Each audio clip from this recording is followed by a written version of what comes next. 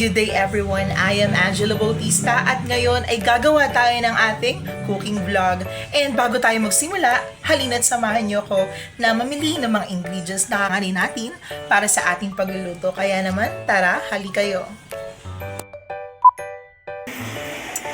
So for today's video ay napagdesisyonan ko na pumunta sa supermarket para bumili ng mga kakailanganin na ingredients para sa aking lulutuin sa cooking vlog na butter garlic chicken. At ngayon ay bumili ako sa supermarket ng kalahating kilong manok, ng butter, ng ating cornstarch, ng ating egg, ng ating parsley at miging ng ating butter.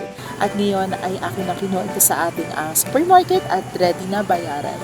And umuwi na ako sa ating tahanan para ihanda ang lulutuin. Ayan. So, bago tayo mag-start magluto, tayo muna yung magsusuot ng ating apron.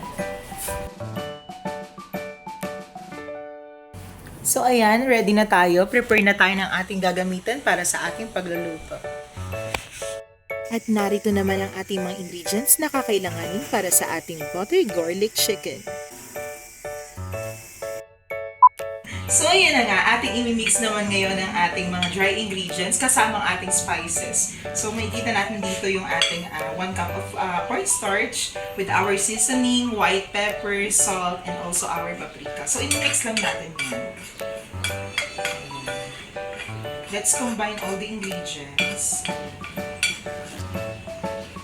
Kasi tapos stock na lang.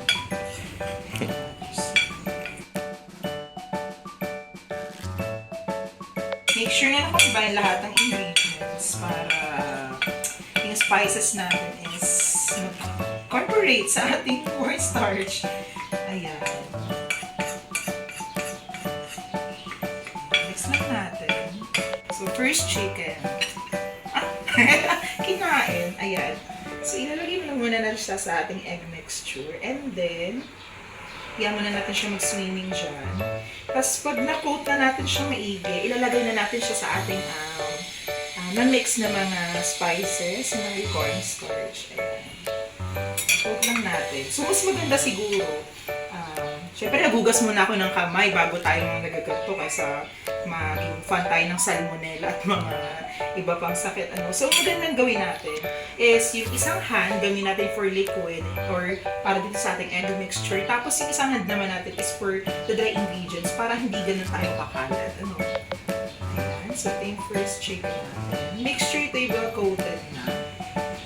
Tapos, nakita mo ito sa TikTok, yung isang mga secret para tawag dito, mas maging well-coated yung chicken natin is kapag nalagay na natin dito sa ating flour mixture ay gaganunin natin. Manggigigil tayo. Gagawin natin siyang stressful. Ayan. Gagatuhin lang natin siya. Make sure hindi naman ganun kahigpit.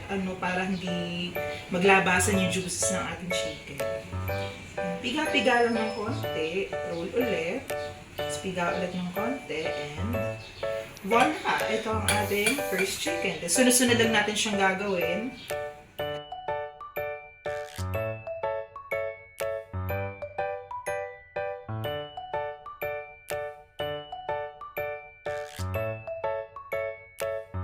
Yan, anyways guys, so tapos na natin i-coat ang ating chicken. Look. Ayan. Nakikita niyo na talagang fully dredged naman ang ating mga chicken. So magsaset na tayo ng ating kawali and lalagyan na natin siya ng oil and pipreheat lang natin siya hanggang sa gusto mag-heat. Ayan.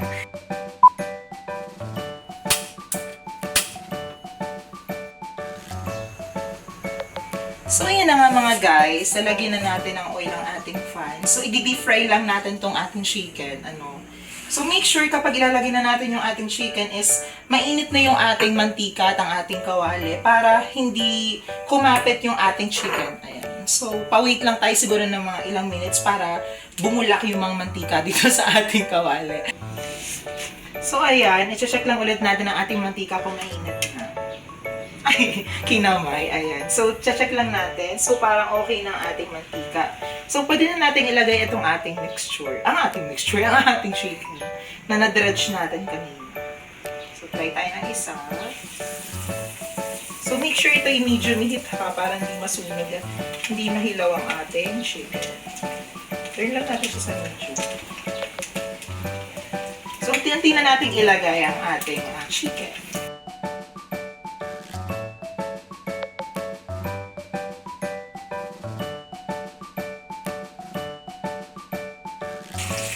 So, hantayin lang natin siya mag-golden brown, medium heat, and after that, iaahon na natin siya sa mantika para naman lutuin ang ating butter garlic mixture. Ayan. So, wait lang tayo ng ilang minutes, guys. So, ayan.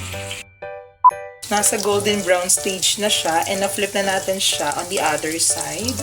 So, wait lang natin na ma-fry, maigi ang ating chicken, and proceed na tayo sa ating butter garlic mixture. So, ayan. So, ayan na nga, at luto ng ating chicken. So, ready na natin siyang iahon sa kahirapan. Ayan.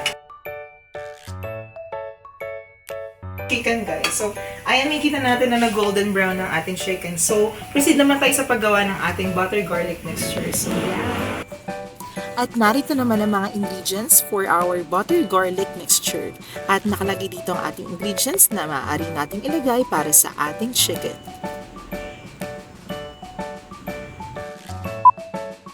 So, ayan, ang gagawin naman natin ngayon ang ating butter garlic mixture. So, ang gagawin natin is, yung mantika kanina sa ating pan na ginamit sa pagpiprito ay kuha lang tayo ng konti.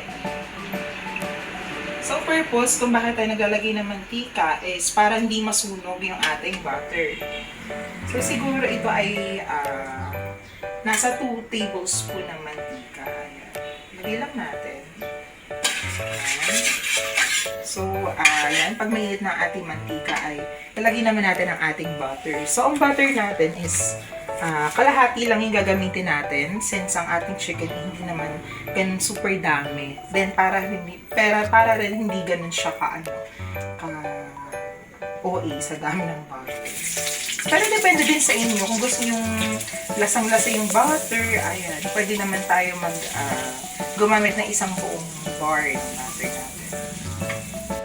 So, dahil fully melt ng ating butter ay maglalagay na tayo ng ating garlic. So, ang ating garlic ay isang buong garlic ang gagamitin natin kasi mahilig ako sa bawang and personally, I like to add more garlic in my dishes.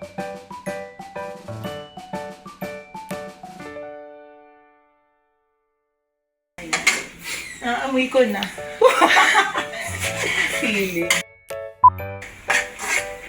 So, tutuos lang natin ito ng konti. Then, maya-maya ay ilalagay naman natin ang ating fried chicken. So, habang hinintay natin mag-golden brown, so pwede na tayo maglagay ng konting seasoning dito sa ating butter garlic mixture. Lagyan na natin ng konting salt. And then, konting white pepper. So, bakit white pepper? Wala lang. Ang lakas lang niya makamayaman. Konti lang, just for the seasoning. Ilalagay din tayo ng konting seasoning. Dahil hindi tayo magaling magluto, dadaan na lang natin sa magic sauce. Ayan, mix lang natin. Tingnan natin siya mag-golden brown. So, medyo natutustan ng ating bawang. So, toasted na golden brown ng ating garlic. Ayan, pakita ko sa inyo. Ayan. So, nakikita nyo golden brown ng ating garlic. So, hindi pa rin sunog ang ating butter. So, lalagyan na natin ang ating chicken. Ito-toss lang natin siya dito para mag-combine and mag-incorporate yung mga ingredients.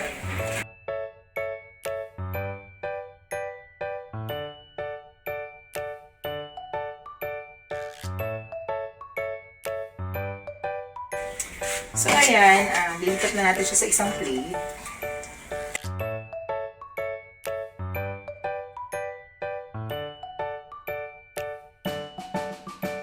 And then, we also have parsley to garnish our chicken. Then, we should add more.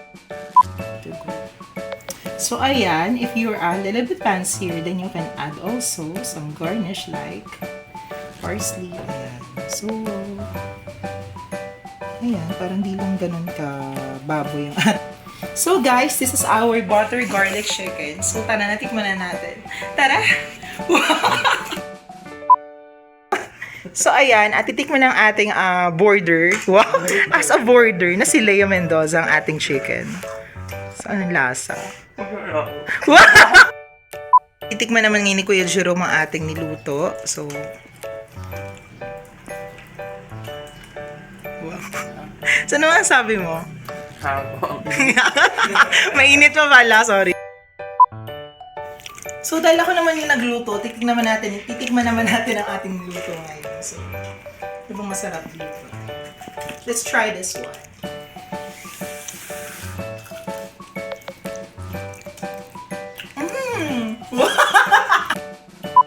Hindi. Masarap siya, guys. And, convenient din yung, convenient. Madali lang siyang gawin and also mura din yung mga price. And kagaya na sinabi ko, pwedeng baon ng mga chikidling. Pero masarap naman. So ayun, dito natapos ang ating vlog. Thank you so much for watching and sana na-enjoy ninyo ang ating cooking vlog for today. So if you enjoyed this cooking vlog, kindly hit the like button and also comment down below kung ano pa yung mga pwede nating lutuin sa susunod nating vlog. And yun lamang, maraming salamat and God bless everyone. Bye!